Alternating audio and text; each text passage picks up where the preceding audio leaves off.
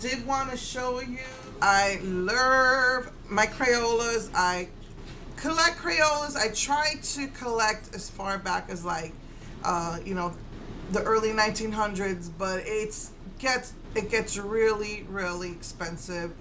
So I think the earliest I got was like a 1940s box of crayons.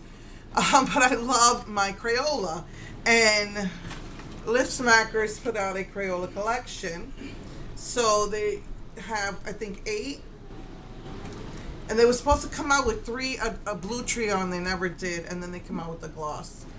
And they have the names of their Crayola crayons. So I just wanted to show you that. I found these at Target, and they're selling them on the website as well. And if you register with Lipsmacker, sometimes you get like 20% off sales.